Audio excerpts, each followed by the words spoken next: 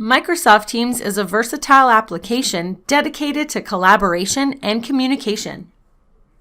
Teams offers a centralized location to chat with colleagues privately, create public conversations through threads, meet in virtual meeting spaces, share documents and files easily among your colleagues, and access all of your favorite Microsoft applications to help you effectively manage your workloads. A team can be created for a number of reasons: department-wide teams, role-specific teams, a team for a particular work group. You can create a team around an upcoming event, or you can create a team to effectively and efficiently manage a project. This is going to be the focus of our video. Today, we're going to set up and manage a project within the Teams environment, showcasing how to set up the team, the channels, add participants, adding a shared notebook, and as an added bonus, putting in place a shared calendar for the team to see and use. There's a lot to show you, so let's get started. The team setup is extremely important, as you want to make sure you provide an easy-to-use collaboration space that helps to keep your project members engaged on the project and makes finding and adding items easy. It's important to plan out the types of channels and tabs your team workspace will need to help keep everything organized. Let's create a team for our company's newest project, the Earth Project.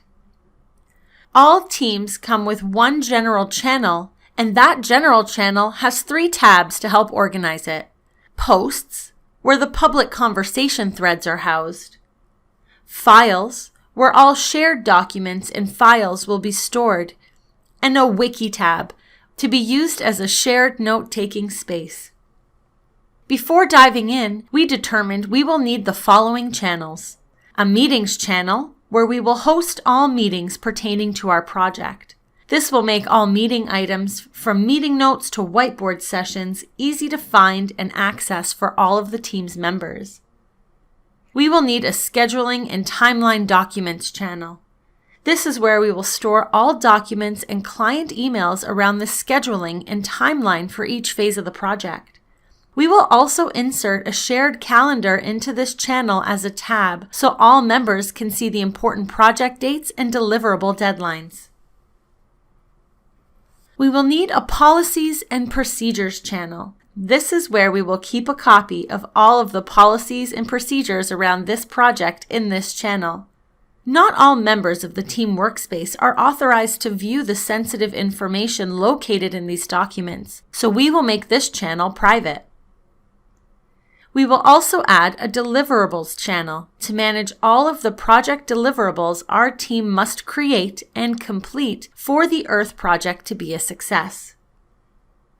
Now that the channels are created, we can go in and organize those channels by adding tabs.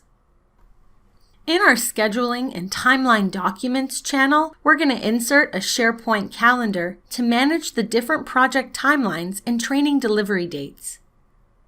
Click on the Files tab and choose Open in SharePoint. Next, choose the gear icon and select Add App. Select Calendar and give the calendar a meaningful name. We will call this calendar the Earth Project and select Create. Now, select the calendar and copy the link from there. Navigate back to the channel and select the plus sign to add a new tab. Choose Website and paste the calendar's URL into the space provided. Add a title for the calendar, which will appear as the tab title. Now you have a calendar that all members can access, review, and update.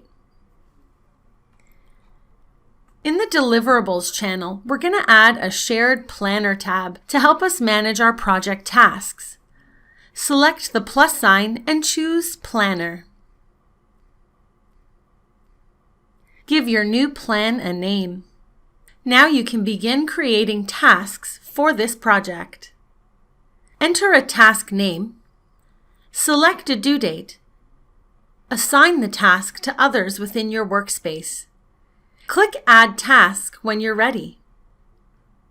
Select the task to open it and add additional information. You can add checklists filled with subtasks that need to be completed before you can close out this task. Adding a start date and due date allows you to track the life cycle of this task when you click on Schedule View. Add buckets to manage and organize your tasks, and use labels to visually identify what specific tasks have in common. Choose Chart View to get a visual snapshot of all of your tasks.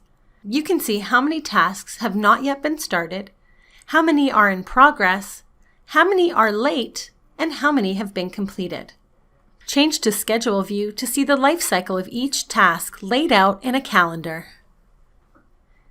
In the Policies and Procedures channel, we're going to add a shared OneNote notebook to help us manage the policies and procedures as well as the organization's internal processes for this project.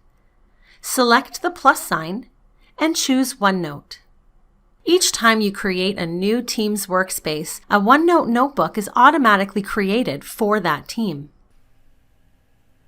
It's important to note the notebook created for the team cannot be added to private channels in the Teams workspace because all members are given access to this shared notebook, but not all members are part of our private channel. When adding a notebook to a private channel, as we're doing here, we can choose from one of our existing private notebooks or create a brand new one specifically for this channel. I've previously created a notebook for this channel, so I'll select that one now. Now that our team is all set up and ready to go with its channels and tabs, we can add some members to the Teams workspace and get this project underway. Select the ellipsis beside the team name and navigate to Add Member. Begin typing the names of the members who will be working with you on this project. When you see the member, select Tab or click their name.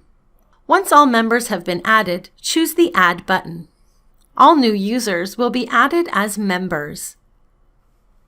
An owner is the person who creates the team. They can add other owners to help them manage the team workspace as well as the permissions of other users. An owner is able to delete or archive a team. Members have the ability to create channels, tabs, as well as add content to the team, just as the owner can. A member's permission is managed by the owner, so some of those features can be disabled. A guest is a user from outside of your organization. They can view and update content in the team. Guest permissions are also managed by the owner, so the ability to add and delete channels can be enabled by an owner if they wish. Now that our team is ready to go, we can begin adding content, collaborating, and working together to complete this project. Microsoft Teams is a versatile application that empowers employees to work together. It is an ever-growing, always evolving application.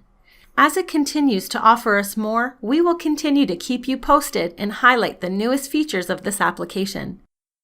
Subscribe to our channel so you're always the first to know when we have new content to share with you.